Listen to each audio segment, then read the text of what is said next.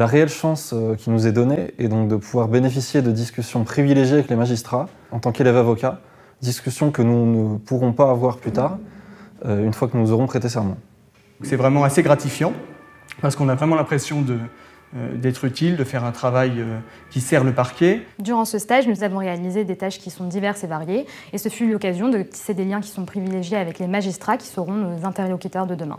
Il est particulièrement intéressant que nous puissions assister au délibéré, qui est vraiment évidemment une phase de la procédure qui est complètement inaccessible aux avocats et qui est vraiment une très très belle opportunité pour nous puisqu'elle nous permet, en tant que futurs avocats, de comprendre quels sont les arguments auxquels un magistrat peut être plus sensible et en sachant réellement comment est-ce qu'ils construisent leur motivation et leur réflexion, je pense que ça nous donne des clés en tant que futurs avocats pour savoir comment nous-mêmes travailler et construire nos argumentations. Nous sommes ravis d'accueillir chaque année ces avocats stagiaires qui nous apportent une contribution certaine dans la mesure où les magistrats, notamment de ce pôle 8, ont pu se rendre compte de leur grande capacité d'adaptation et de leur grande contribution. Je crois qu'il est très important que l'institution judiciaire et plus particulièrement la Cour d'appel de Paris fasse appel effectivement à des avocats stagiaires dans la mesure où c'est une grande contribution pour l'œuvre de justice et que cela permet finalement de ne pas opposer la magistrature avec les avocats et en ce sens, je crois que c'est très important de poursuivre sur cette voie et d'accueillir des avocats stagiaires.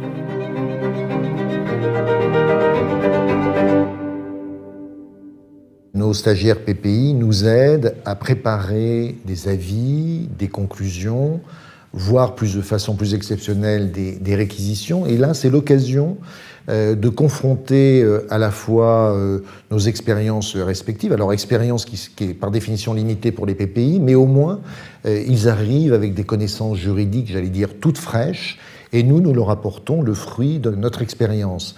Nous sommes partisans de véritables échanges de façon à ce que les stagiaires PPI ne soient pas simplement des gras de papier, même si bien évidemment nous leur fixons des orientations. Nous sommes également sensibles à leurs observations qui peuvent nous amener à modifier la position qui était la nôtre à l'origine. Être stagiaire avocat au pôle 8 de la Cour d'appel de Paris a réellement été une opportunité passionnante pour nous, élèves avocats, puisqu'elle nous a permis de pouvoir constater comment les magistrats travaillent à chaque stade de la procédure, comment est-ce qu'ils nourrissent leurs réflexions et comment est-ce qu'ils vont préparer la motivation de leurs décisions. Notre travail à la Cour d'appel de Paris en tant que stagiaire PPI s'articule en plusieurs temps.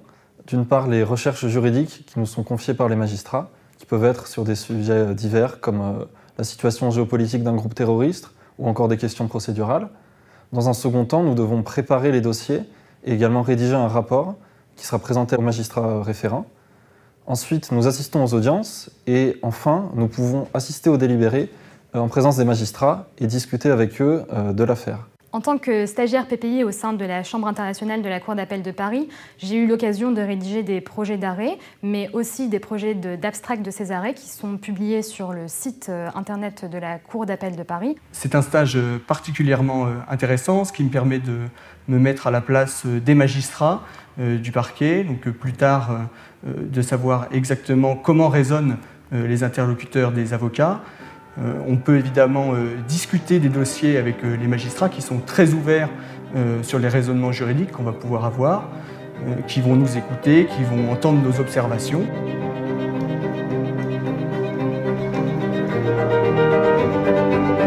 Vous venez de l'entendre, dans le cadre de la formation pratique et professionnelle que nous allons nous attacher à vous délivrer, à vous dispenser au sein de l'école de formation des barreaux du ressort de la Cour d'appel de Paris, vous aurez la possibilité, l'opportunité d'effectuer des stages en juridiction, donc des PPI, dans la France entière, mais plus spécifiquement au sein du ressort de la Cour d'appel de Paris.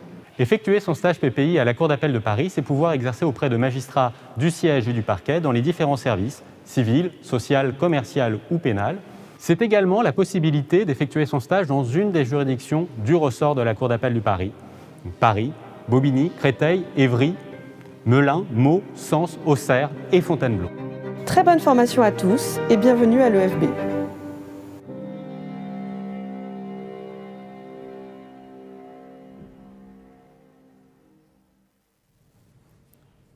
Mesdames, Messieurs, Monsieur le Premier Président, Madame la Procureure Générale, Monsieur le Bâtonnier, Madame la Bâtonnière, chers élèves avocats, bienvenue dans cette rentrée solennelle, inédite, puisque c'est la première fois que nous accueillons une promotion à distance, contexte oblige bien évidemment. C'est assez frustrant, je pense que nous le ressentons tous, de ne pas sentir votre présence, de ne pas vous voir, mais nous sentons que vous êtes là et comme à toute chose malheur est bon, il y a au moins un avantage à cette situation, c'est la possibilité, ce que nous ne pouvons pas faire en temps normal, car les élèves sont bien sûr trop nombreux, et il y a tellement de choses d'ailleurs qu'on ne peut pas faire parce que les élèves sont trop nombreux. La possibilité, disais-je, de tenir cette rentrée solennelle à la première chambre de la Cour d'appel de Paris, dont je salue le Premier Président et la Procureure Générale, qui nous font l'honneur d'être présents aujourd'hui, marquant ainsi l'importance qu'ils attachent à la formation des avocats. Et être dans ces lieux est l'occasion d'insister sur une opportunité formidable qui vous est offerte par la Cour et les juridictions du ressort, et que je tiens à remercier pour cela, ces stages en juridiction dont vous avez vu le petit film en introduction. Et pourtant, chaque année, nous avons du mal à trouver des candidats. Et je vous le dis tout net, vous avez tort de ne pas vous précipiter sur ces stages. Alors bien sûr, je connais la raison, ce n'est pas assez bien payé, mais c'est ne pas voir plus loin que le bout de vos chaussures. Pensez à l'atout unique que représentent ces stages dans la formation d'un avocat et donc dans la carrière d'un avocat. C'est inestimable. Et je peux vous le dire, j'ai moi-même effectué un stage à la première chambre de la Cour d'appel de Paris. Et c'est une expérience qui m'a profondément marqué, qui me sert tous les jours quasiment. Ne croyez d'ailleurs pas que je vous dis ça pour vous faire miroiter que ça vous permettra de devenir directeur de l'EFB. Je doute franchement d'ailleurs que ça puisse vous faire rêver. D'ailleurs, dans ce discours, je ne vais pas vraiment vous faire rêver. Je sais qu'il est d'usage dans ce genre de circonstances de faire les louanges de la profession à laquelle vous aspirez de rentrer, dans laquelle vous aspirez de rentrer. La plus belle profession du monde, dit-on fréquemment. J'ai d'ailleurs toujours trouvé ça louche qu'on se sente obligé de le répéter si souvent. Mais non, je ne vais pas me livrer à cet exercice, car j'imagine que de toute façon, si vous êtes ici, c'est que vous êtes convaincu des charmes du métier. Je vais plutôt vous livrer quelques réflexions et observations, comme autant de conseils ou d'avertissements d'un tiers à la profession, plongé au cœur de celle-ci pendant 3 ans. Et ce, autour de quelques citations. Gandhi d'abord. « Je ne veux pas que ma maison soit murée de toutes parts, ni mes fenêtres bouchées, mais qui circule librement la brise que m'apportent les cultures de tous les pays. » Alors à compter d'aujourd'hui, vous verrez que de nombreux avocats parleront de vous en disant que vous êtes leur futur confrère. Vous en serez fiers, et c'est naturel, c'est légitime.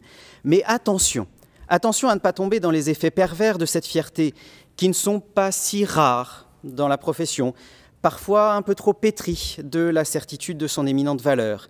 Rappelez-vous cette noblesse de robe du XVIIIe siècle, qui vivait entre les fuites des toits et les courants d'air des fenêtres de châteaux qu'elle ne pouvait plus entretenir et se réchauffait en se drapant dans le prestige de sa gloire passée, refusant toute évolution et tout mélange.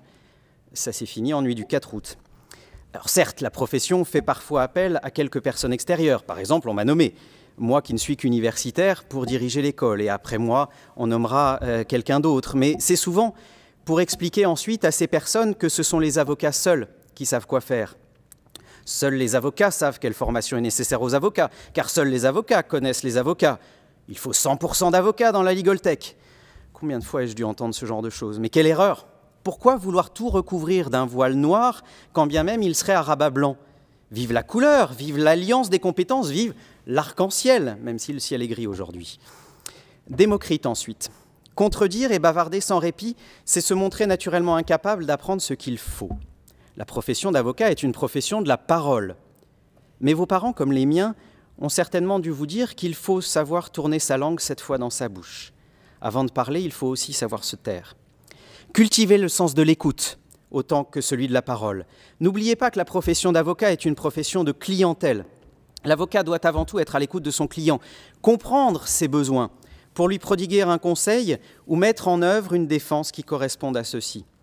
La profession est en outre unique en ce qu'elle est au contact de toutes les facettes de la vie en société. Et elle a vocation à cet égard à jouer un rôle extraordinaire pour orienter l'action des pouvoirs publics en fonction de ce qu'elle observe sur le terrain. Mais la profession, pardon de le dire, parle souvent, trop souvent, d'elle-même plutôt que des autres. Elle veut s'inscrire dans la Constitution. Ce sont les droits et libertés fondamentales qui doivent y figurer. Alors quand elle parle, on l'entend certes, mais on ne l'écoute pas. Et on va voir les notaires, comme l'avait dit mon ministre, ou les experts comptables. Henry Ford ensuite. Se réunir est un début, rester ensemble est un progrès, travailler ensemble est la réussite. La profession aujourd'hui parle d'une seule voix. C'est un immense progrès. Et on doit le mettre au crédit de la présidente sortante du CNB, Christiane Ferral-Schul. Mais il n'en demeure pas moins que les avocats restent empreints d'un individualisme forcené, qui est néfaste à la profession. Alors, vous ne connaissez peut-être pas encore le principe, mais vous le découvrirez bientôt. 2 avocats dans une pièce égale 3 opinions. Difficile dans ces conditions de dégager une position commune. Quant à l'avocat individuel, à l'avocat qui exerce dans une structure qui n'a de société que le nom, mais consiste en une juxtaposition d'individus pratiquant leur métier chacun de leur côté. Ces avocats-là appartiennent au passé. L'avocat de demain n'est pas qu'un technicien doté d'une déontologie forte, isolé dans sa tour d'ivoire. Il doit être agile, avoir l'esprit d'entreprise et descendre dans l'arène de la concurrence. À l'ère de l'intelligence artificielle, la valeur réside dans l'intelligence collective. S'il sait concevoir une offre de service, la valoriser, la vendre, s'il sait allier sa force à celle d'autres avocats, voire d'autres professions, dans un réel projet collectif d'entreprise, il y a largement de la place pour lui, sur le marché et sur un marché grandissant. Sinon, il risque de s'enfoncer toujours davantage dans la paupérisation. Confucius, enfin. Celui qui aime à apprendre est bien près du savoir. Pour s'adapter à ce contexte dont je parlais, une solide formation est nécessaire. Et comme ce contexte change en permanence, cette formation doit être très régulièrement actualisée. Malheureusement, la profession, globalement, n'aime pas la formation. Les récents projets de réforme, les réactions aussi qu'on a pu voir face à l'afflux de demandes d'inscription dans les écoles, intimant certains syndicats d'inscrire tout le monde, quand bien même les cours ne pourraient pas bien se tenir. Peu importe, inscrivez-les, ce sont de futurs confrères, il faut qu'ils rentrent. Syndicats qui ont peut-être parfois oublié qu'être de gauche n'empêche pas d'avoir le sens des responsabilités. Ces réactions donnent le sentiment que la profession ne tient pas à sa formation, considérant qu'en réalité, elle n'a pas d'intérêt. Seul le stage en cabinet en aurait. Alors passons vite par l'école, ce pédiluve vers le bassin de natation, plutôt qu'un véritable bassin d'apprentissage. Quant à la formation continue, nombre d'avocats vivent encore sur le mythe que l'on ne se forme que dans ces dossiers. Là encore, quelle erreur! Ce n'est qu'en actualisant ses pratiques au contact de celles des autres, aujourd'hui, à l'ère de la connaissance ouverte, à l'heure de l'intelligence artificielle, où l'expérience humaine, le croisement d'expériences est la valeur ajoutée et la nécessité d'avoir une vision des sujets à 360 degrés. C'est par là que l'avocat pourra rester performant. Alors je vous en conjure, vous qui êtes sur la dernière marche avant la profession, ne vous laissez pas entraîner dans ces travers que je viens d'énoncer. Ne ralliez pas la profession d'hier, soyez la profession de demain. Soyez fiers sans être arrogants, soyez ouverts, ayez l'esprit d'entreprise et le goût du collectif. Et surtout, formez-vous. Alors peut-être me trouvez-vous un peu dur vis-à-vis de la profession. Paraphrasant un titre de livre célèbre, vous dites peut-être « un directeur ne devrait pas dire ça ». Voire même pour les plus anciens d'entre vous, un directeur, ça ferme sa gueule ou ça démissionne. Eh bien, vous n'êtes pas complètement dans le faux. Ce discours n'est pas qu'un discours de rentrée, c'est aussi un discours de sortie avec toute l'émotion et peut-être certaines libertés de ton qui va avec. Car je quitterai l'école à la fin du mois. Mais même si je suis né sous son mandat, je ne vous infligerai pas un discours à la Giscard d'Estaing. Non, je préfère finir par un mot adressé aux équipes de l'EFB dont vous constaterez le parfait dévouement à assurer le meilleur déroulement possible de votre formation et surtout, je vous y incite, n'hésitez pas à vous tourner vers elles. Elles sont là pour vous, mais toujours avec respect. Je vous en conjure là aussi. Et ce mot que je tiens à leur adresser, c'est tout simplement « merci ».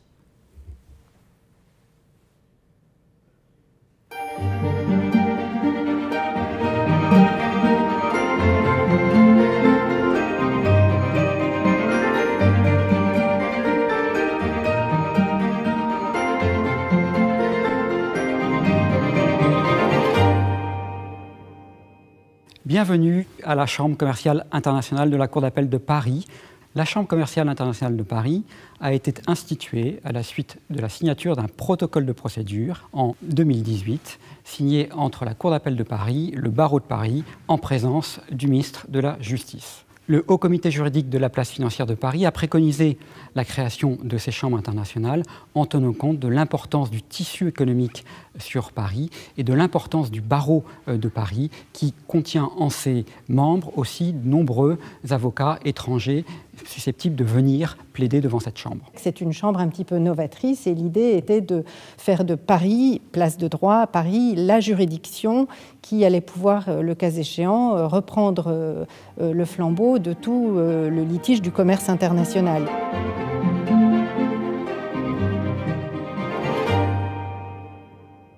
Cette chambre internationale connaît divers litiges dont le protocole indique quelques exemples, mais qui ne constituent pas une liste exhaustive. Par exemple, nous avons à connaître d'affaires en matière de rupture de contrats commerciaux, rupture brutale de relations commerciales établies, concurrence déloyale, transport ou encore opérations sur instruments financiers. Cette Chambre connaît également tous les recours en matière de sentences arbitrales internationales. La Chambre a, j'allais dire, un domaine d'intervention extrêmement large qui la rend particulièrement attractive pour, effectivement, les litiges internationaux et les cabinets internationaux qui considèrent que cette Chambre est un fleuron de la justice française.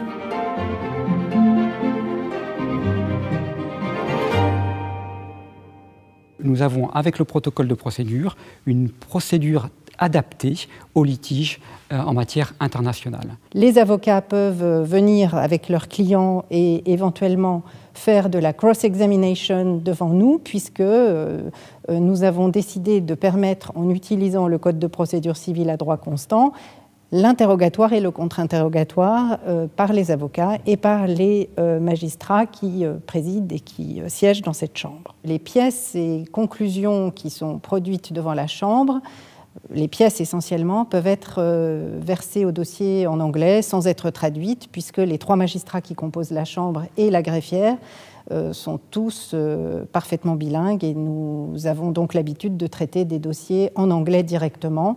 Les conclusions doivent être rédigées en français parce que ce sont des actes de procédure, mais elles peuvent également nous être fournies en anglais puisque bien souvent les cabinets internationaux traduisent les conclusions dans la langue de leurs clients. En résumé, le protocole de procédure permet de revenir à la lettre et à l'esprit du Code de procédure civile en permettant une véritable instruction des affaires sous le contrôle du conseiller de la mise en état, tout en s'inspirant des modalités qui ont cours devant les juridictions de common law, plus d'oralité dans les débats, et devant les tribunaux en matière d'arbitrage international.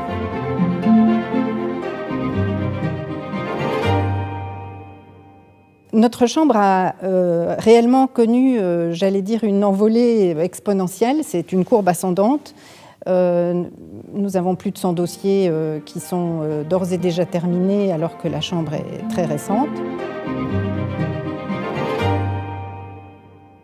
Dès le départ, ces chambres internationales ont été créées au niveau de la Cour, bien sûr, mais aussi au niveau du tribunal de commerce. Alors en effet, au tribunal de commerce, il y a une chambre internationale qui a été créée en 1993, donc un certain nombre d'années.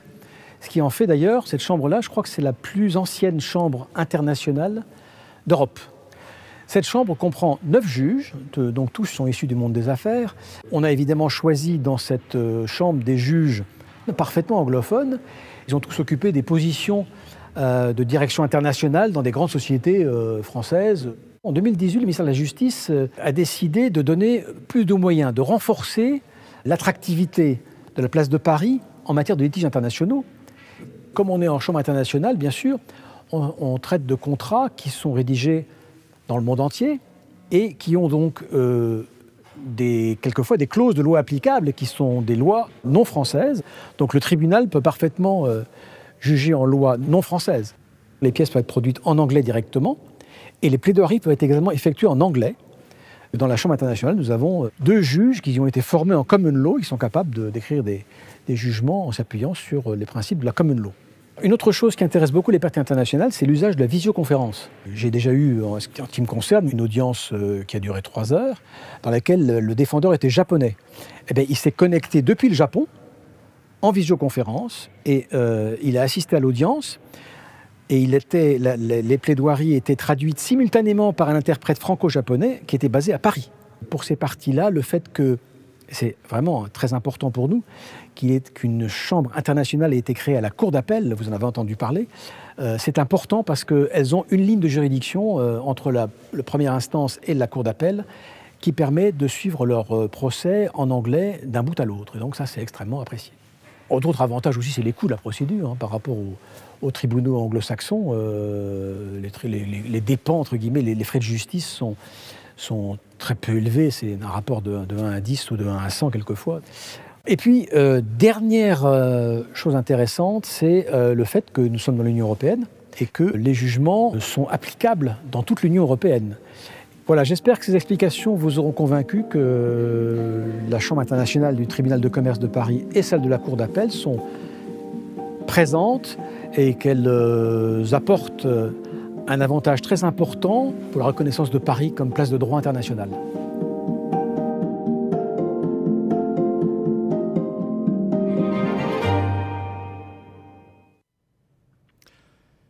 Monsieur le Premier Président, Madame la procureure générale, Mesdames et Messieurs les hauts magistrats, Mesdames et Messieurs les bâtonniers des barreaux de Melun, Auxerre, Créteil, Fontainebleau, Sens, Meaux, Bobigny, Évry, qui constituent les barreaux du ressort de la Cour d'appel de Paris, de l'école de formation des barreaux. Monsieur le directeur de l'EFB, Madame la directrice de la pédagogie, chers confrères, chers membres du Conseil, très chers futurs confrères, futures consoeurs, bonne année, félicitations, bienvenue. J'aurais pu me contenter de ces 3 mots simples et chaleureux pour vous accueillir à la rentrée solennelle de votre école, la promotion 2021 de l'école de formation des barreaux du ressort de la Cour d'appel de Paris. Le sort en a décidé autrement. 6 ans, jour pour jour après l'indicible drame de l'attaque de Charlie Hebdo qui a plongé notre pays dans cette pénombre sécuritaire. 1 an à peine, ou presque, après la pandémie aveugle qui a plongé le monde entier dans ce crépuscule de cette vie au ralenti rythmé par les gestes barrières, les masques, le confinement, la défiance de l'autre et la protection sanitaire. Vous ne pouvez plus être insouciant. Votre vie d'étudiant est devenue difficile. Votre vie de jeunes gens est devenue sinistre. Et vous pouvez à juste titre vous inquiéter pour votre avenir.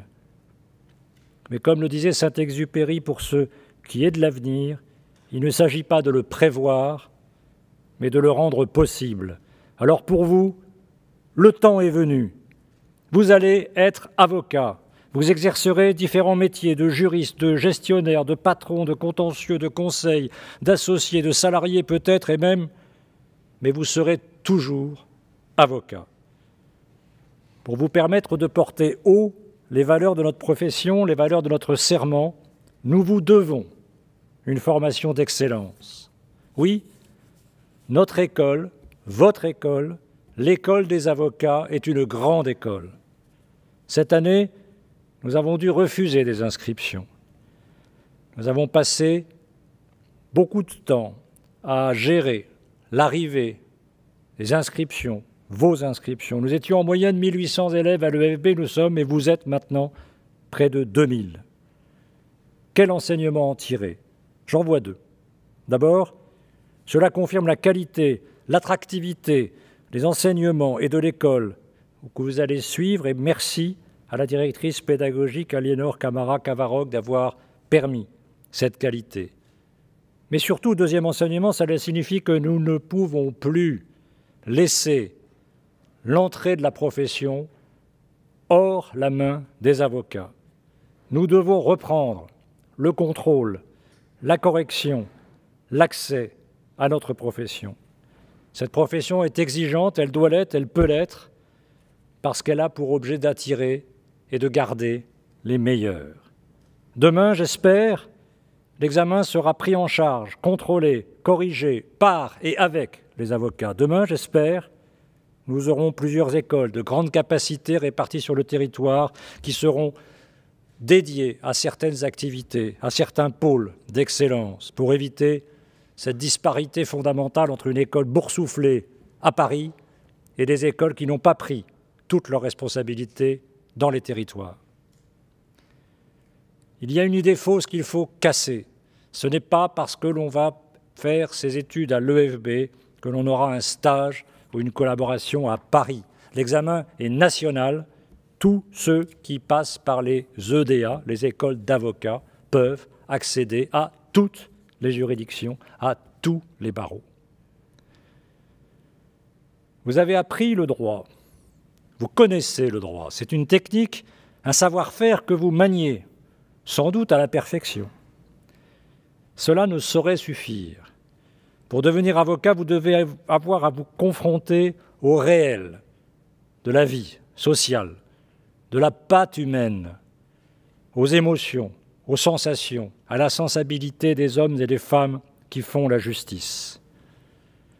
L'EFB doit être pratique, doit être professionnel, doit être un apprentissage de la profession. 20 fois sur le métier, remettez votre ouvrage, polissez-le sans cesse et le repolissez, le vieux Boileau avait raison.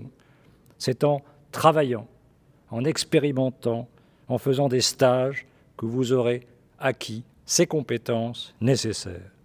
Nous devons au directeur Pierre Berlioz d'avoir poussé pour que l'enseignement s'adapte au monde économique, pour le tourner vers les affaires, vers les entreprises, vers les cabinets. Merci, cher Pierre, pour le travail accompli, ce grand travail de mise en perspective de l'école qui aujourd'hui est reconnu dans toutes les entreprises comme une formation d'excellence.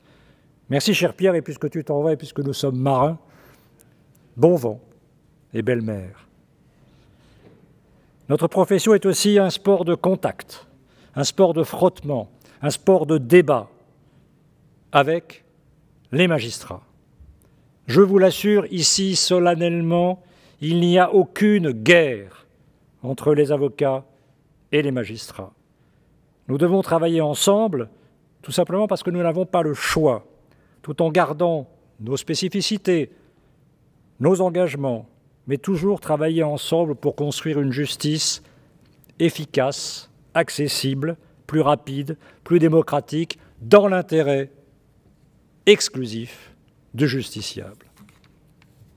C'est pourquoi, pour succéder à Pierre Berlioz, j'ai proposé au premier président Gilles Acommando de venir diriger l'école des barreaux de la Cour d'appel de Paris pour en prendre la tête. C'est un projet fascinant, passionnant, c'est un très grand magistrat qui a travaillé toute sa vie au contact, qui a été sur le terrain, qui a été dans toutes les juridictions, qui a enseigné à l'ENM, et il vous apportera, avec les 350 magistrats qui travaillent aujourd'hui auprès de l'EFB, qui sont des enseignants, il vous apportera sa connaissance de la pratique de la justice. Un magistrat à la tête de l'EFB, oui, ce n'est pas sans recueillir un certain écho avec la nomination de la vice-bâtonnière Nathalie Roret à la tête de l'ENM. Cette symétrie est importante. Elle portera des fruits d'une réconciliation, d'une formation commune, et nous l'appelons tous de nos vœux. Ces stages PPI dont vous avez parlé, je vous le redis, c'est une chance, une opportunité. Ne laissez pas passer cette capacité absolument unique que vous ne rencontrerez jamais dans votre profession d'assister à des délibérés, de participer à l'œuvre de justice. Étudiez non pour savoir plus, mais pour savoir mieux. Et puis, au-delà de la qualité, au-delà de cette crédibilité dont la profession manque encore parfois, l'avocat doit être l'acteur central du droit dans une société éparpillée, déstabilisée, inquiète, insécurisée. Un repère, une sentinelle des libertés, comme nous avons coutume de le dire, et nous vous apprendrons à l'école l'essence même de ce métier, son indépendance, sont secrets. Ce ne sont pas des privilèges, ce ne sont pas des attributs d'une caste, ce n'est pas une réserve ou ce n'est pas une précaution pour préserver une profession au-dessus des lois. Ce sont des valeurs démocratiques qui nous obligent. Le secret est un droit, celui du justiciable. La société démocratique ne peut se passer de ce secret. Il n'y a pas d'état de droit sans ce secret professionnel de l'avocat. Et l'indépendance a été notre combat contre la réforme des retraites en 2020. L'indépendance est notre combat pour notre formation initiale et continue. L'indépendance est notre combat pour toujours garder la distance nécessaire. C'est pourquoi nous avons décidé avec la vice-bâtonnière Nathalie Roret de vous donner comme marraine de votre promotion la plus indépendante des avocats de ce pays, la plus farouche défenseur de l'indépendance, de l'état de droit et de la profession, celle qui fut notre icône sur les barricades, celle qui a été notre idole dans son combat pour faire évoluer et protéger la profession et les avocats, celle qui fut bâtonnier de Paris, celle qui a été présidente du CNB, et quelle présidente, celle qui est avant tout un très grand avocat ou une avocate, j'ai nommé Madame Christiane Ferral-Schul. Elle est à nos côtés, elle est à vos côtés. Merci Madame la Présidente, Madame la bâtonnière, de venir me rejoindre. Elle sera donc un modèle pour vous. Elle saura vous écouter, elle saura vous accompagner. Dans les mois à venir, ne comptez pas trop sur autre chose ou quelqu'un d'autre que vous-même. Vos efforts ne doivent pas brider votre curiosité. Explorez tous les champs du possible, toutes les professions, toutes les possibilités. Régalez-vous, révoltez-vous, révélez-vous, bousculez-nous, soyez vous-même. Ne laissez personne vous convaincre du contraire. Je compte sur vous.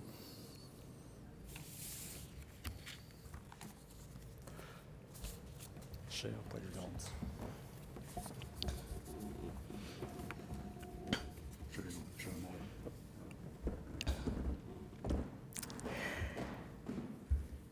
Monsieur le Premier Président de la Cour d'appel de Paris, Madame la procureure générale près la Cour d'appel de Paris, Mesdames et Messieurs les hauts magistrats, Monsieur le bâtonnier de Paris, cher Olivier Cousy, Monsieur Jérôme Gavaudan, président du Conseil national des barreaux et successeur idéal à la tête de cette institution qui m'est, vous le savez, très chère, Mesdames et Messieurs les bâtonniers et anciens bâtonniers du ressort de la Cour d'appel de Paris, Mesdames et Messieurs les membres du conseil d'administration de l'EFB, Mesdames et Messieurs les membres des conseils de l'ordre du ressort de la Cour d'appel de Paris, Mesdames et Messieurs les membres du Conseil national des barreaux, Monsieur le directeur de l'EFB, Madame la directrice de l'École nationale de la magistrature, chère Nathalie Roret, chers confrères, chers futurs confrères, Mesdames et Messieurs. Monsieur le bâtonnier de Paris, cher Olivier, je dois vous remercier. Oui, je dois vous remercier de l'honneur et du bonheur, oui, que vous me faites aujourd'hui. Oui, du bonheur que je veux partager avec vous tous et vous toutes, élèves avocats qui fêtent aujourd'hui votre entrée à l'EFB. Le 7 janvier est une date importante pour vous et elle restera importante toute votre vie. Elle l'est aussi pour moi. C'était un 7 janvier pour moi aussi. Un 7 janvier, ici même, dans cette magnifique première chambre de la Cour d'appel de Paris. Un 7 janvier. La peine de mort n'était pas abolie. Il n'y avait pas d'épidémie. Nous n'étions pas 2000, mais quelques dizaines et j'allais rejoindre les 5360 avocats que comptait alors le barreau de Paris. Et l'on disait déjà qu'on était trop. Nous sommes 32 276 au barreau de Paris aujourd'hui. Alors oui, le 7 janvier 1981, il y a précisément 40 ans, jour pour jour, je prêtais ici même serment pour embrasser la carrière d'avocate. Et je dois vous le dire, à l'époque, on n'avait pas le droit de dire avocate. Alors oui, merci Olivier. Merci Monsieur le bâtonnier. Parce que grâce à vous, j'ai subitement réalisé que je fêtais aujourd'hui mes 40 ans de barreau. Moi qui n'avais pas réalisé à quel point le temps, les années, défilaient vite dans une vie d'avocate. Mais alors, qu'est-ce qu'une vie d'avocat ou une vie d'avocate? Puisque c'est la vie, chers futurs confrères, chers élèves avocats, que vous allez commencer à endosser aujourd'hui. Une vie d'avocat, une vie d'avocate, c'est une vie de femme, une vie d'homme libre. Oui, libre. C'est une vie d'indépendance, une vie contre l'injustice, une vie pour le droit, une vie pour une certaine idée de l'humanité, une vie pleine. Parce qu'on est avocat 24 heures sur 24. Et même quand on quitte la profession, on reste avocat. Parce qu'avocat, ce n'est pas d'abord une profession, ce n'est pas d'abord un métier, ce n'est pas d'abord un statut professionnel, non. C'est avant tout un état d'esprit. C'est un état d'âme. Oui, un état d'âme. Parler pour l'autre, conseiller l'autre, se mettre à la place de l'autre, endosser ses inquiétudes, ses ambitions, ses souffrances, ses colères parfois. Voilà ce qu'est l'avocat. Un tiers de confiance qui assiste, qui accompagne son client. Et cette qualité, vous ne la trouverez pas dans la technique juridique. Vous ne la trouverez pas dans les études universitaires. Vous la trouverez dans votre capacité à aller vers l'autre, à ressentir l'autre, à se mettre à la place de l'autre, à vous ouvrir au monde, à en ressentir les soubresauts. Vous n'êtes pas avocat pour faire du droit. Vous êtes avocat pour accompagner un particulier, une personne physique, ou une société, une personne morale, dans un monde de droit. Oui, aujourd'hui, vous aspirez à devenir membre d'une communauté de plus de 71 000 avocats en France qui ont cette charge immense, être digne de la confiance qu'un autre place en eux.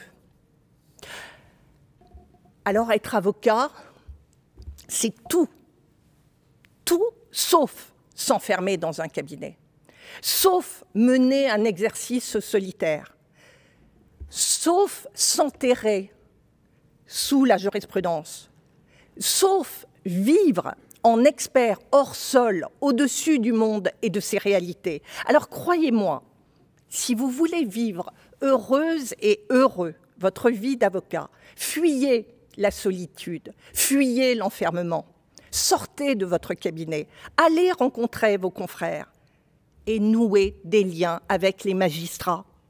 L'architecture judiciaire, bien sûr, ne nous y aide pas toujours, je le sais, mais ces liens sont tellement vitaux.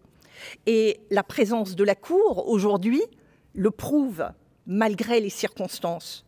Les magistrats, oui, ils sont demandeurs du dialogue, ils sont favorables à ce dialogue. Allez à leur rencontre, allez à la rencontre de tous les professionnels du droit, de tous les autres professionnels. Intéressez-vous au monde économique, au monde social, au monde culturel. Parce qu'un avocat, c'est être curieux du monde, c'est être curieux de l'autre. Alors ne restez jamais seul. Prenez des risques, oui, prenez des risques. L'indépendance, ce n'est pas le repli sur soi. Prenez contact avec votre ordre, prenez contact avec les associations, prenez contact avec les syndicats de votre barreau, travaillez, construisez votre réseau, vivez, oui, vivez pleinement cet état formidable d'avocat. Je n'exerce plus aujourd'hui comme j'exerçais en 1981, mais je peux vous le dire, mon ADN d'avocat est resté intact, est resté le même. J'ai toujours considéré le barreau comme un immense terrain de jeu. Oui, c'est ludique. Un terrain d'aventure, un terrain d'opportunité. J'y ai tout connu.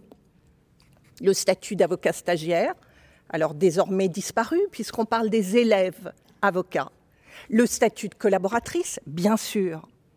Je me suis installée avec 3 femmes qui sont devenues 3 amies au fond d'une cour.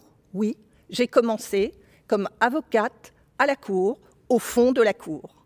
Et j'ai créé dans les années 1990 l'un des premiers cabinets de niche en droit de l'informatique. Inutile de vous dire qu'aucun de mes confrères ne savait exactement ce que nous faisions. Puis j'ai rejoint un grand cabinet, dit international, avec des centaines et des centaines d'avocats dans d'autres pays. Et puis, retour à un cabinet à taille humaine, où nous nous amusons, oui, jusqu'à créer un partenariat avec un cabinet japonais. Je me suis inscrite au barreau du Québec, je suis devenue médiatrice. Je me suis toujours intéressée aussi à la profession, à ma profession, au Conseil de l'Ordre, bien sûr, puis bâtonnière de Paris, puis présidente du Conseil national des barreaux. Je ne vous déroule pas mon CV, non. Je veux seulement vous démontrer une chose importante, c'est que vous toutes et tous, vous avez intérêt à jouer de toutes les cordes de ce métier et à vous intéresser, à vous impliquer dans nos institutions. Et aussi à ne jamais vous décourager. Quelques jours avant le 7 janvier 1981, avant de prêter serment, j'avais passé le traditionnel entretien avec un membre du Conseil de l'Ordre. Alors, je voudrais vous faire un résumé de cet entretien. Lui, votre père est avocat? Moi, non. Lui, vous avez un oncle, un frère avocat? Moi, non. Lui, quelqu'un dans votre famille, un avocat, quelque part? Un cousin éloigné? Moi, non. Et puis, il y a eu un long silence. Et puis, il a repris. Vous savez, être avocat, c'est très difficile. Vous êtes sûr que vous voulez être avocat? Parce que sans pouvoir s'appuyer sur un parent, pour une femme, ce n'est pas forcément une bonne idée. Je n'ai pas renoncé. Je ne l'ai jamais regretté. Alors oui, c'est difficile d'être avocat. Oui, c'est difficile de défendre les libertés publiques dans un pays qui peut leur tourner le dos. Mais vous les défendrez, ces libertés publiques.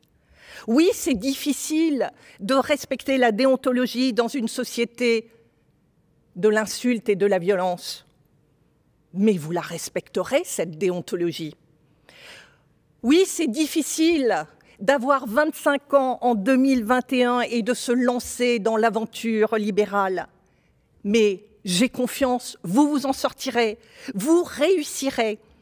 Et vous réussirez si vous mettez à profit toute la souplesse, toutes les richesses que vous offre ce métier. Vous réussirez aussi grâce aux enseignements pratiques qui vous seront délivrés par l'EFB. Je suis heureuse aujourd'hui de vous savoir tous inscrits à l'EFB. Ce fut l'une de mes dernières missions à la présidence du Conseil national des barreaux, m'assurer que tous les élèves avocats trouveraient une école au plus près de leurs besoins. Je remercie le bâtonnier de Paris et le directeur de l'EFB et la directrice de la pédagogie d'avoir permis cette intégration et d'avoir poussé les murs, parce que c'est bien ce qu'il a fallu faire. Cette école, l'EFB, c'est la vôtre. Elle va vous acculturer avec la profession d'avocat. Elle va vous apprendre ce qu'est l'exercice libéral. Elle va vous former à l'entrepreneuriat. Elle va vous donner votre nouvelle colonne vertébrale, la déontologie. Elle va vous former aux nouveaux modes d'exercice de la profession, aux défis numériques, à la maîtrise de l'open data, aux modes alternatifs de règlement des différends. Désormais, vous avez votre vie entre les mains. Alors ne râlez pas. N'attendez pas tout des autres. Prenez ce qu'il y a à prendre. Et je peux vous l'assurer, il y a beaucoup à prendre, parce que l'EFB sera ce que vous en ferez. Un dernier mot. J'ai beau être spécialisée dans le numérique, je ne serai pas pour autant une marraine digitalisée. Dès que cela nous sera permis, je viendrai vous voir. Je viendrai vous rencontrer. Je viendrai échanger avec vous en présentiel. Monsieur le bâtonnier de Paris, vous n'en avez pas fini avec moi. Et vous non plus, mes chers futurs confrères. Alors savourez ce petit serment qui n'a de petit que le nom.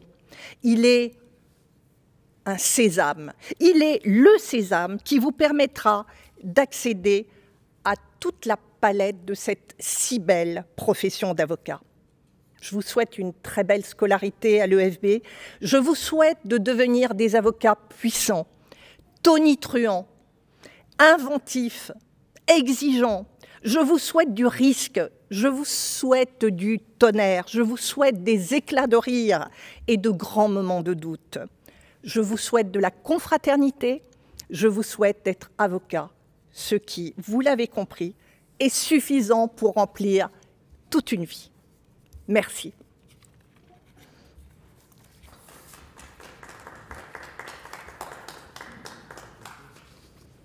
Monsieur le bâtonnier.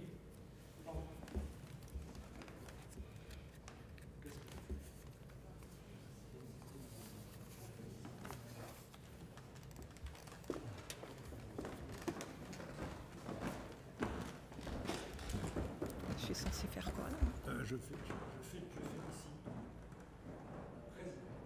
Et je passe maintenant la parole. Nous allons appeler la Cour. Voilà, nous allons demander à la Cour de venir siéger pour recueillir le serment.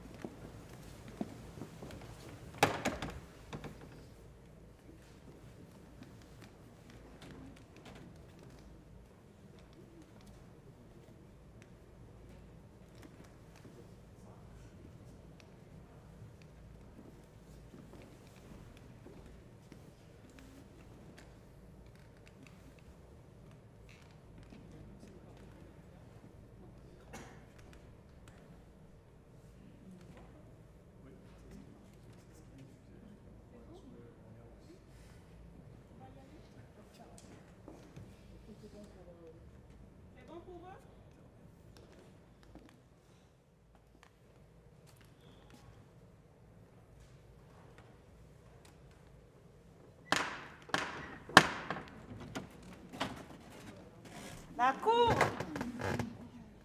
Monsieur le Premier Président,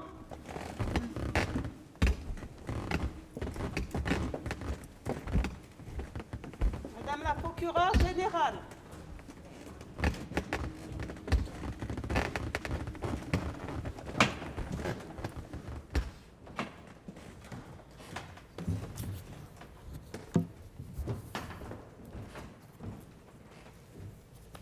l'audience solennelle est ouverte. Vous pouvez vous asseoir.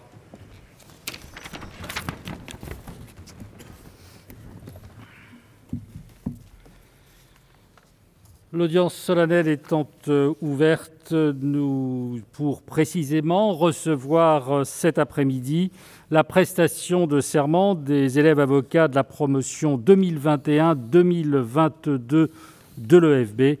Qu'il me soit permis tout d'abord de saluer bien sûr Monsieur le bâtonnier du barreau de Paris, Madame la bâtonnière et présidente du CNB, qui a donc commencé son métier d'avocat 21 jours avant que je commence mon métier de juge. Vous voyez, nous sommes, semble-t-il, de la même génération. Nous saluons également, bien sûr, Monsieur le directeur de l'EFB. Madame la procureure générale, vous avez la parole. Merci, Monsieur le Premier Président.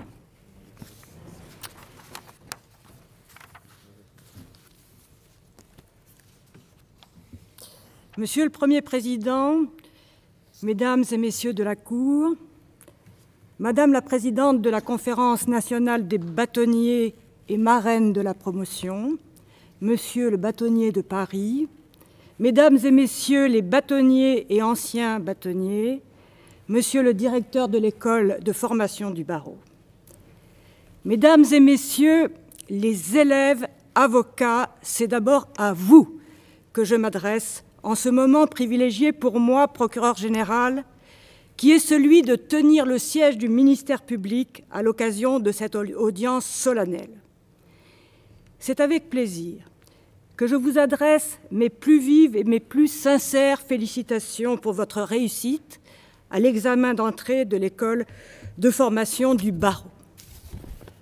En m'adressant à vous, j'ai pleinement conscience du caractère singulier que peut revêtir pour vous tous et toutes cette année qui vient de se terminer, l'année 2020. Il est difficile d'avoir 20 ans en 2020, ainsi que l'a déclaré le Président de la République. Même si un rapide retour en arrière nous convaincra néanmoins que d'autres jeunes gens ont connu des années autrement plus difficiles. Le serment que vous allez prêter dans quelques minutes, communément appelé le petit serment, a connu il y a plusieurs années une véritable révolution. En effet, avec l'accord des chefs de cour et à l'initiative de maître Christiane Ferral-Schul, alors bâtonnière de l'Ordre des avocats du barreau de Paris et aujourd'hui votre marraine, cette prestation de serment s'est déroulée hors les murs judiciaires, à la Mutualité, à la salle Pleyel ou au Palais des Congrès et même au Carrousel du Louvre. Il était de coutume de vous rappeler en ces lieux inhabituels, où vous n'étiez pas moins de 2000, que si vous alliez prêter serment tous ensemble, cet unisson ne devait pas occulter le fait que ce serment vous engageait, chacune et chacun d'entre vous, individuellement et fortement. Aujourd'hui, vous êtes 1915, et ce serment individuel prend encore plus son sens dès lors que chacune et chacun, seul devant votre écran, vous participez à cette prestation de serment, mais pas seulement comme spectateur ou spectatrice, mais d'abord comme actrice ou acteur. Je mesure combien ce procédé peut apparaître artificiel. Pour autant, ce serment n'est pas réductible à une simple formalité. Ce serment demeure un acte essentiel et profond qui vous engage fermement. C'est un moment solennel, un rite de passage, car pour beaucoup d'entre vous, ce serment marque la fin de longues études, de longues années d'études difficiles et sélectives. Je n'oublie pas non plus toutes celles et tous ceux pour lesquels il matérialise une reconversion professionnelle qui n'a pas moins exigé d'efforts et d'abnégation. Ce serment, votre marraine vous l'a dit tout à l'heure, c'est donc le sésame qui va vous permettre de suivre pendant les 18 mois à venir la formation dispensée par l'EFB, à la fois en son sein, mais aussi dans le cadre de stages, autant divers que riches d'enseignement. Vous pourrez ainsi avoir le privilège d'effectuer un stage à la Cour d'appel de Paris, au cours duquel vous accompagnerez des magistrats du siège et du parquet général dans leur pratique quotidienne. C'est une occasion unique pour vous d'appréhender la façon dont les décisions de justice s'élaborent et de connaître ainsi, sinon l'autre côté du miroir, du moins l'autre côté du prétoire. Tout au long de cette formation, vous vous rappellerez l'obligation qui sera la vôtre de respecter le secret des informations dont vous aurez connaissance. Vous allez en effet avoir accès à des informations d'une grande sensibilité, qui mettent en cause des questions patrimoniales, parfois considérables, ou encore l'honneur de justiciables poursuivis. Je sais que la déontologie va être au cœur de la formation que vous allez suivre, et c'est pour moi, mais heureusement pas seulement pour moi, une ardente obligation. Appropriez-vous la déontologie. C'est une boussole qui doit vous guider tout au long de votre exercice professionnel. Mais la déontologie ne doit pas relever seulement de l'incantation. Elle doit se vivre au quotidien.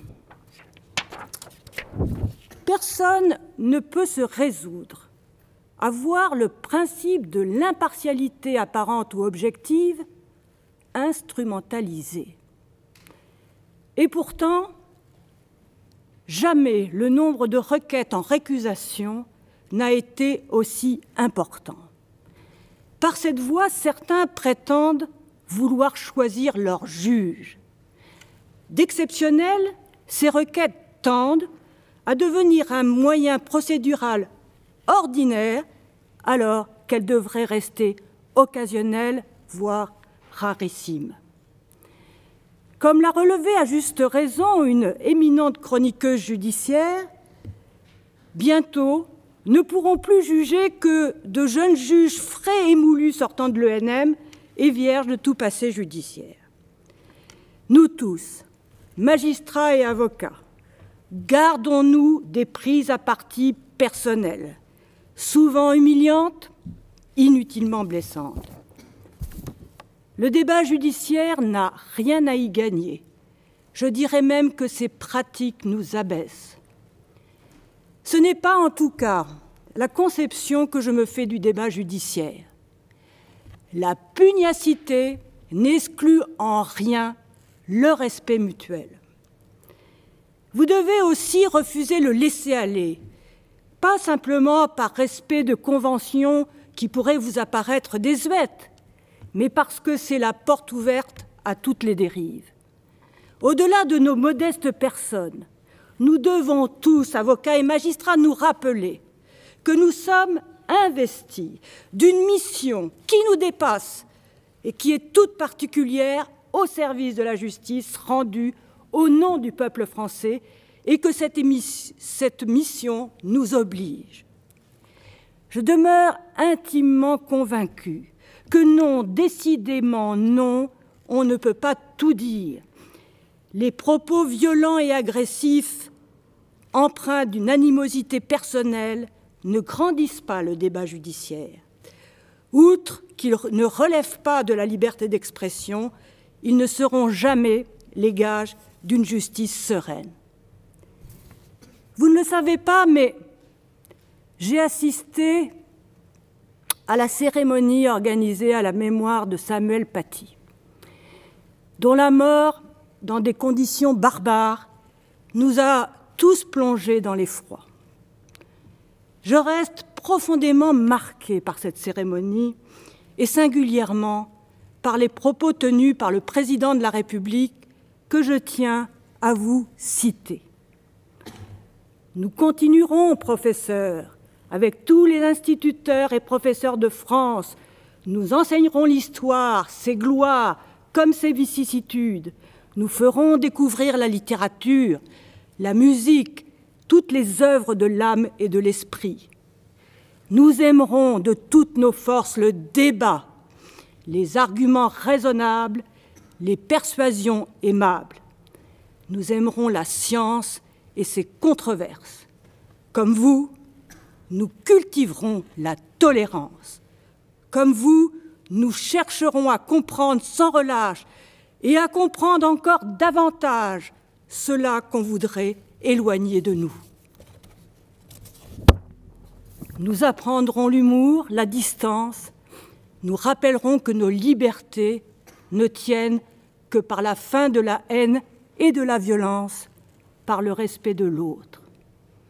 Je vous invite, mesdames et messieurs les élèves avocats, à méditer et à faire vôtre plus particulièrement 2 phrases.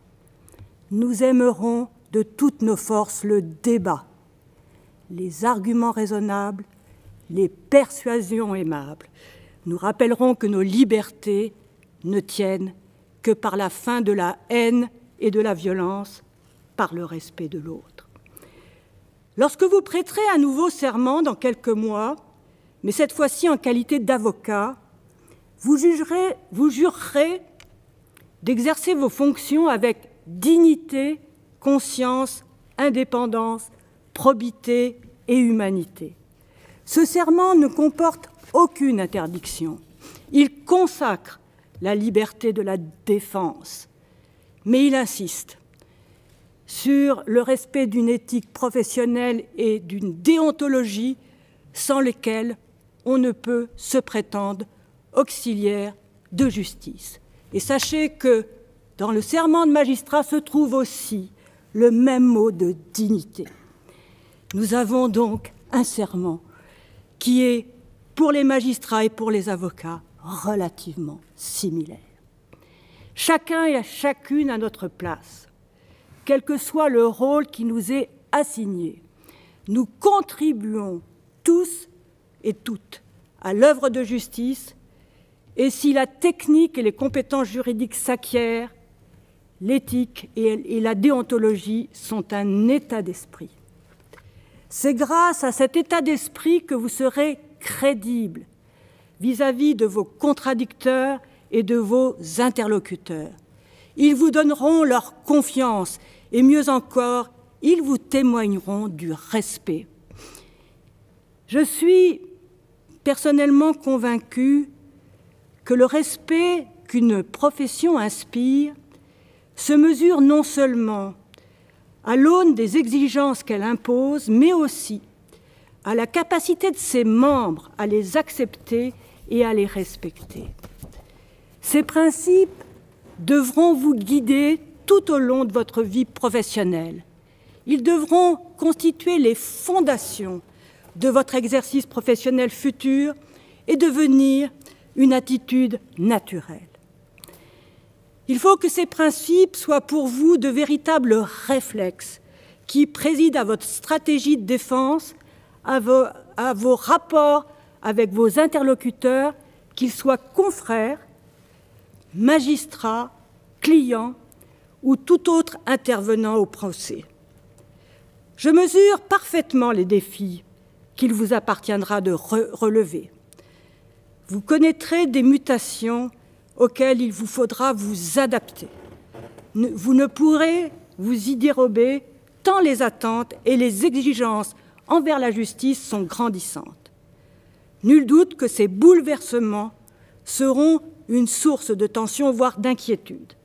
En outre, ils supposent de la vigilance de notre part à tous pour que les principes fondamentaux qui sont le socle de notre démocratie ne soient pas remis en cause.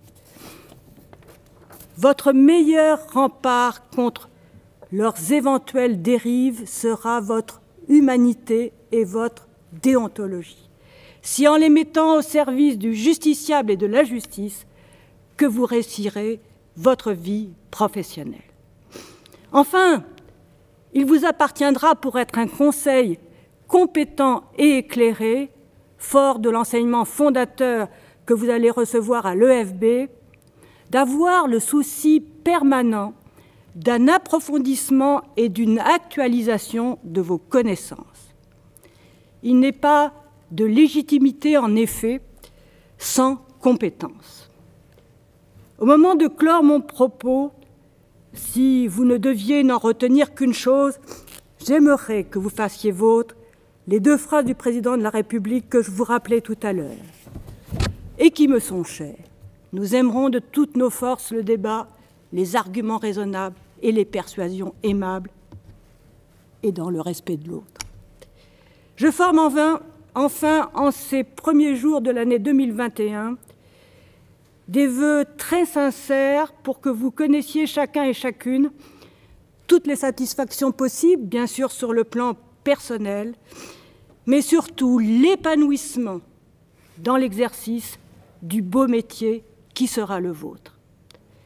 Monsieur le Premier Président, j'ai l'honneur de requérir qu'il plaise à la Cour, en application des dispositions de l'article 12-2 de la loi du 31 décembre 1971, de recevoir le serment des élèves avocats, qu'il me soit donné acte de mes réquisitions et dire que du tout, il sera dressé procès-verbal.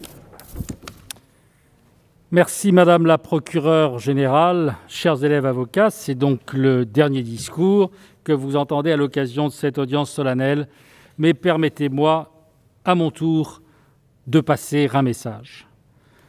C'est une audience solennelle à nul autre pareille, conçue en s'adaptant aux exigences de la crise sanitaire qui nous réunit aujourd'hui.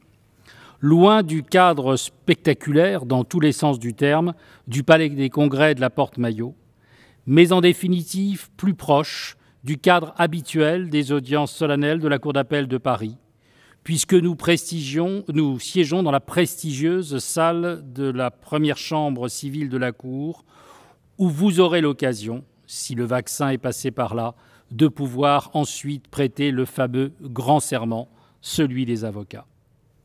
C'est en tout cas un moment important que vous vivez aujourd'hui, un moment fondateur, le début d'une longue et belle histoire professionnelle qui durera plus de 40 ans, avec ou sans âge pivot, comme on ne cessait de le dire l'année dernière, quand la réforme des retraites occupait la une de l'actualité, que ce temps paraît lointain. Vous avez réussi l'examen d'accès à l'école de formation du barreau et la Cour, par ma voix, tient à vous exprimer ses plus vives félicitations et à vous présenter ses vœux sincères de succès et d'épanouissement professionnel et bien évidemment une éclatante réussite dans l'exercice de votre belle profession. Votre serment, celui qui était celui de 1881 élèves avocats l'année dernière, et on avait comme référence la loi sur la presse, qui vous est chère, monsieur le bâtonnier. Cette année 1915, si j'ai bien compris, année un peu moins glamour, faut dire ce qui est. Alors on a essayé de voir s'il y avait une référence aimable à retenir de l'année 1915, c'est l'année de naissance d'Édith Piaf. Et donc, ce serment, qui va donc être celui de 1915 élèves avocats aujourd'hui, n'est pas encore celui de l'avocat qui s'engage à exercer, comme vous l'avez rappelé, Madame le procureur général, les fonctions d'avocat avec dignité, conscience, indépendance, probité et humanité. Et à cet égard, je me permets de me répéter, j'avais lu l'année dernière dans l'ouvrage de Maître Bertrand Perrier, avocat au Conseil d'État à la Cour de cassation, que c'est sous l'impulsion de Maître Gisèle Halimi et du président Robert Badinter, tous deux grandes et nobles figures du barreau de Paris, qu'a été abandonné l'ancien texte du serment qui exigeait notamment le respect des tribunaux, des autorités publiques et qui imposait de ne rien dire ni publier qui soit contraire aux lois, aux règlements, aux bonnes mœurs, à la sûreté de l'État, à la paix publique. Autant de prohibitions qui étaient apparues beaucoup trop restrictives de la liberté d'expression des avocats. Il m'est apparu important de souligner précisément le chemin parcouru grâce à deux grands et unanimement respectés avocats du barreau de Paris. Revenons-en à votre serment de ce jour que l'on appelle effectivement communément le petit serment, dont l'importance ne vous échappera pas. Le serment que vous allez prêter engage personnellement et moralement l'élève avocat au secret professionnel, au-delà d'une simple obligation de confidentialité contractuellement prévue. En outre, il donne à la Cour l'occasion d'appeler solennellement votre attention sur sa portée à travers quelques observations que vous me permettrez de vous livrer. Vous allez intégrer l'école de formation du barreau qui va vous préparer à l'exercice d'un métier passionnant mais difficile, accaparant, mais qui devrait vous apporter la satisfaction d'être utile aux autres. Je n'ignore pas que la soif d'apprendre de l'élève avocat est essentiellement orientée vers les apprentissages professionnels. Savoir identifier la juridiction compétente, engager une action, maîtriser la procédure, prendre en compte les différents délais, conclure pertinemment, exceller dans l'art oratoire ou, pour revenir à des considérations plus basiques, savoir tenir une comptabilité d'activité. Mais je ne doute pas que l'école de formation du barreau, l'EFB, dont je salue bien amicalement son directeur Pierre Berlioz, saura vous rappeler qu'il est tout aussi important de vous imprégner de ces vertus essentielles que sont l'éthique et la déontologie et qui devront vous accompagner tout au long de votre carrière. Elles vous apparaîtront de prime abord comme une matière théorique, une matière qu'il faut appréhender sans qu'elle suscite de prime abord un réel enthousiasme. Pourtant, toutes les compétences opérationnelles que j'évoquais à l'instant ne suffiront pas si vous n'adoptez pas en toute occasion une attitude digne, probe, et si vous n'agissez pas avec indépendance en respectant déontologie et éthique dans l'action. Qui me permet de me réjouir, Madame la bâtonnière, que vous soyez la marraine de cette promotion, croyez-le bien. Tout cela vous sera enseigné et prenez le temps de vous imprégner de ces notions essentielles qui émergent de plus en plus fortement dans nos vies professionnelles, que l'on soit magistrat ou avocat. Sachez, chers élèves avocats, que dans quelques semaines, dès début avril 2021, quelques 320 auditeurs de justice, des élèves magistrats en quelque sorte, qui deviendront 31 mois plus tard des magistrats répartis dans la France entière, de Dunkerque à Bastia, de Cayenne à Papeete, prêteront un serment bien proche du vôtre, puisqu'ils jureront devant la Cour d'appel de Bordeaux de garder le secret professionnel et de se conduire en tout comme un digne et loyal auditeur, en présence de leur nouvelle directrice, Nathalie Roret, qui était jusqu'à l'été dernier vice-bâtonnière du barreau de Paris et à laquelle je renouvelle en ce début d'année mes vœux d'éclatante réussite au sein d'une école dont j'ai cru comprendre qu'elle en appréciait déjà la richesse des enseignements et la qualité de la formation. Revenons au serment des auditeurs de justice. Là aussi, le serment a évolué puisque c'est en 2016 que l'on a supprimé la notion de garder religieusement le secret professionnel. Et j'appelle de mes vœux, en cette période où l'on peut encore se le permettre, des échanges nourris entre nos deux professions. La crise sanitaire et les incompréhensions qu'elle a pu générer lors du premier confinement a rendu plus que jamais nécessaire un partenariat vivant entre la magistrature et le barreau, et je me félicite pour ma part de la richesse des échanges noués avec les 9 bâtonniers du ressort, sujet sur lequel j'aurai l'occasion de développer plus amplement lors de l'audience solennelle de rentrée de la Cour d'appel de Paris le 14 janvier prochain, tant le bilan que nous pouvons dresser, monsieur le bâtonnier, au terme d'une année si difficile, c'est un bilan qui est porteur d'avancées majeures dans le fonctionnement au quotidien de nos juridictions. L'exercice au quotidien de nos professions, parlons-en précisément. L'avocat recherche une vraie liberté dans l'exercice des droits de la défense et des formules d'organisation du travail qui épargnent des pertes de temps. Le magistrat appelle de ses vœux des écritures des parties qui soient efficientes et facilitent l'analyse du litige comme l'élaboration de la décision, une présentation des dossiers correspondant à ses attentes et un temps d'audience efficace. Quant au justiciable, qui doit être au centre de nos préoccupations communes, il souhaite un traitement de son affaire dans un délai rapide et avec une solution conforme au droit une procédure qui ne soit pas trop coûteuse et dès lors qu'il gagne surtout quand il gagne son procès, mais aussi, et j'allais dire surtout, une décision claire, immédiatement compréhensible et exécutable. Au moment où nos concitoyens estiment que la durée du procès et son coût sont trop souvent disproportionnés par rapport à l'enjeu du litige, l'interrogation de nos méthodes de travail me semble incontournable. Pour vous convaincre de toutes ces réalités que vous n'avez pu encore concrètement appréhender, sachez que le souhait de la Cour, depuis plusieurs années, est de pouvoir accueillir de futurs avocats dans les juridictions du ressort et à la Cour d'appel, afin de leur faire découvrir de l'intérieur, si je puis dire, le fonctionnement, l'organisation, les contraintes des différents services d'une juridiction. Même si ce n'est pas toujours facile, pour des raisons tristement budgétaires, nous avons toujours favorisé l'accueil des élèves de l'EFB en stage PPI, tant au tribunal judiciaire de Paris que de celui de Bobigny, Créteil, Évry, Meaux, Melun, mais aussi maintenant Fontainebleau, Sens et Auxerre.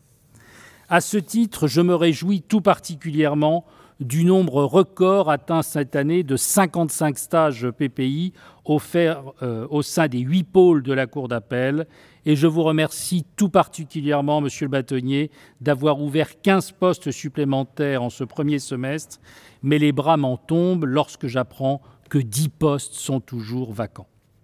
Chers élèves avocats, c'est une opportunité exceptionnelle qui vous est offerte de découvrir le fonctionnement d'une chambre civile ou d'une chambre correctionnelle, de découvrir la richesse d'un délibéré, comme vos prédécesseurs l'ont indiqué avec enthousiasme dans le petit film que nous avons vu avant cette audience, de pouvoir apprécier les points qui font débat à l'issue de plaidoiries, les recherches de jurisprudence entreprises pour éviter à la Cour d'appel, bien sûr, la cassation, l'examen des pièces.